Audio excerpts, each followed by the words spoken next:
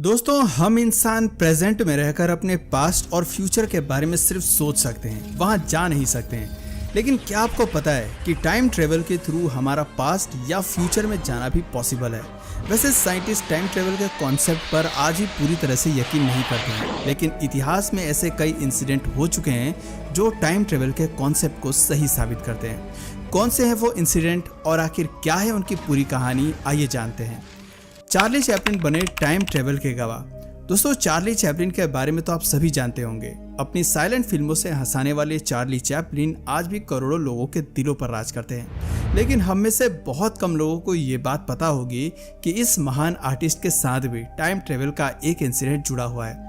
दोस्तों, ये बात है साल 2010 की, जब जॉर्ज क्लार्क नाम के एक Irish film maker Chaplin's time traveller नाम से एक वीडियो यूट्यूब पर डालते हैं और महज कुछ ही सेकंड्स में ये वीडियो इंटरनेट पर वायरल हो जाता है। हर तरफ इसकी चर्चा होने लगी।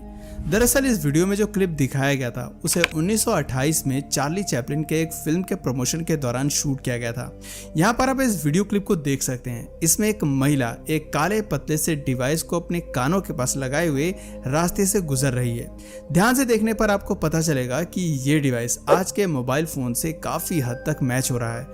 दोस्तों, अगर आप ये सोच रहे हो कि अगर ये मोबाइल फ़ोन है भी तो इसमें इतना चौंकने वाली बात क्या है, तो दोस्तों यहाँ चौंकाने वाली बात है क्योंकि दुनिया का पहला मोबाइल फ़ोन साल 1973 में मोटरोला कंपनी द्वारा बनाया गया था। और जैसा कि मैंने आपको पहले ही बताया, ये वीडियो क्लिप 1928 की है। ऐसे में मोबाइल फ़ोन के लॉन्चिंग के 45 साल पहले उस महिला के पास मोबाइल फ़ोन आया कहाँ से और वो किससे बात कर रही थी, ये सारी बातें आज भी लोगों के लिए किसी मिस्ट्री से कम नहीं है। और इसीलिए बहुत से लोग उस महिला को एक टाइम ट्रेवलर मानते हैं।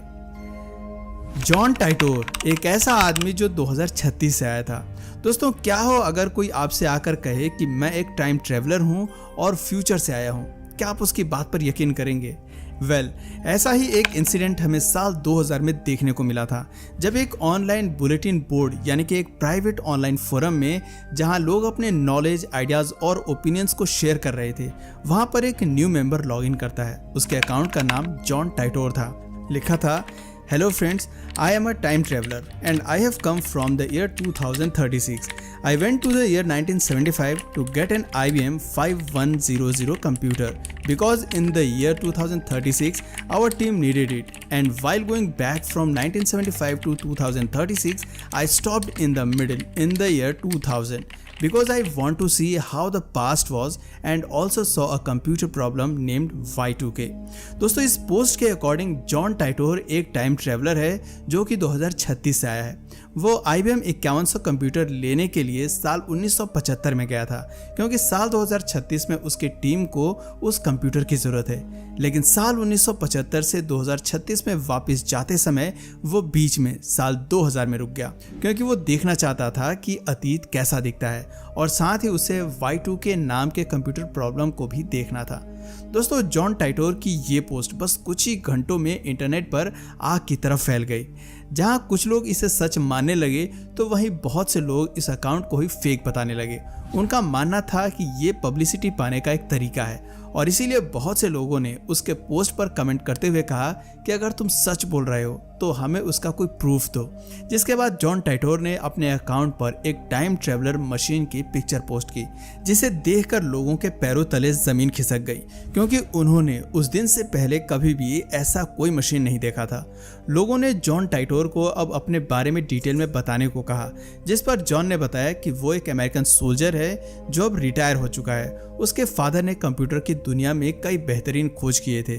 उसके फादर IBM 5100 कंप्यूटर की प्रोग्रामिंग और असेंबलिंग में शामिल थे, जिस वजह से US गवर्नमेंट ने उसे इस खुफिया टाइम ट्रेवल प्रोजेक्ट के लिए चुना था। जॉन आगे बताता है कि 2036 में दुनिया खत्म हो जाएगी। इसकी वजह कंप्यूटर का एक बग होगा और इसी बग की प्रॉब्लम को सॉल्व करने के लिए मुझे साल 1975 से IBM 5100 कंप्यूटर को लाने के लिए भेजा गया है। दोस्तों, जॉन ने उस वक्त इन सारी बातों के अलावा फ्यूचर की कई घटनाओं के बारे में भी लोगों को सचेत किया था। जॉन ने अपने एक पोस्ट के थ्रू लोगों को बताया था कि पेरू में एक बहुत बड़ी अर्थक्वेक आने वाली है, इसीलिए पेरू के लोगों को संभलने की जरूरत है। और दोस्तों, आपको जानकर हैरानी होगी, इस पोस्ट के कुछ ही महीने बाद 23 जनवरी 2001 में पेरू में एक बहुत बड़ा अर्थक्वेक आया था। दोस्तों जॉन ने यह भी वार्निंग दी थी कि अगर लोगों ने जल्दी ही स्पेस शटल ओवरहीटिंग प्रॉब्लम को सॉल्व नहीं किया तो फ्यूचर में वो एक बड़े हादसे के लिए जिम्मेदार होंगे। और दोस्तों जैसा कि जॉन ने कहा था, 21 फरवरी 2003 में इसी प्रॉब्लम की वजह से कोलंबिया स्पेसक्राफ्ट दुर्घटना का शिकार हुआ था।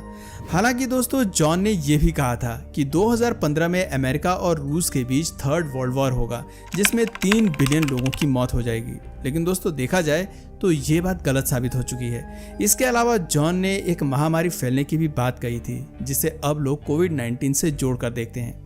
दोस्तों जॉन ने उस समय कई अलग अलग तरह की घटनाओं के बारे में अपने पोस्ट के थ्रू लोगों को जानकारी दी थी। अगर उन सारे इंसिडेंट को एनालाइज किया जाए तो पता चलता है कि जॉन की लगभग 50% बातें सच साबित हुई हैं और 50% गलत। लेकिन फिर भी आप सोचिए, अगर उसकी 50% बातें भी सच साबित हुई हैं तो ये भी एक बड़ी बात है, क्योंकि कोई नॉर्मल इंसान तो इतना सही प्रेडिक्शन नहीं कर सकता है। दोस्तों जॉन का आखिरी पोस्ट 24 मार्च 2001 में आया था। इसके बाद आज तक जॉन टाइटोर के अकाउंट से कोई भी पोस्ट नहीं हुआ है। दोस्तों आज भी जॉन टाइटोर लोगों के बीच एक मिस्ट्री बना हुआ है। रातों रात गायब होने वाला शख्स।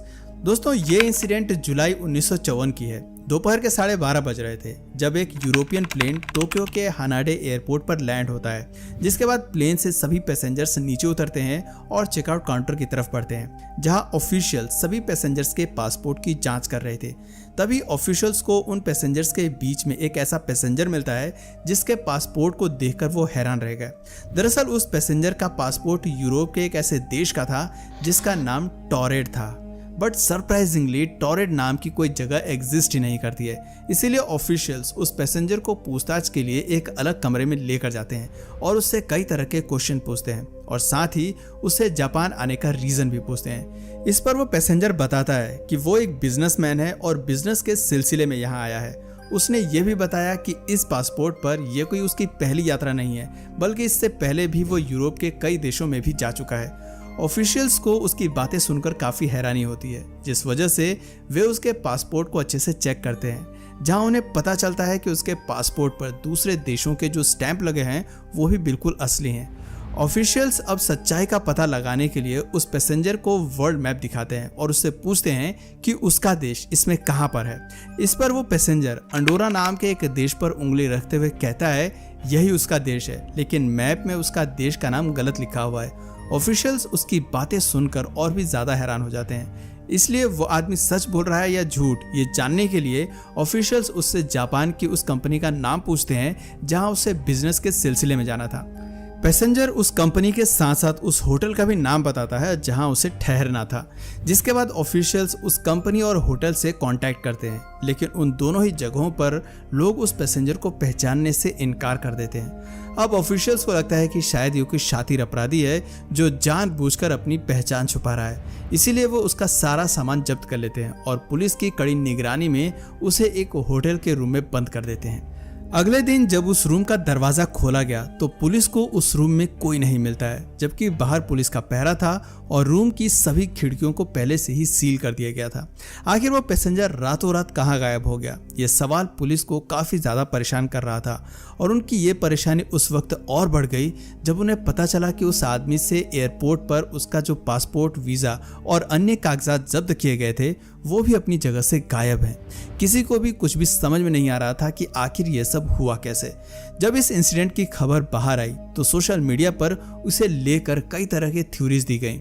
कोई कह रहा था कि वो रहस्यमयी आदमी किसी दूसरे पैरेलल यूनिवर्स से यहाँ आया था, तो किसी का कहना था कि टाइम ट्रेवल के थ्रू वो आदमी गलती से फ्यूचर से यहाँ आ गया था और जब उसने देखा कि उसका राज खुलने वाला है तो वो अपने सीक्रेट डिवाइस से वापस फ्यूचर में लौट गया।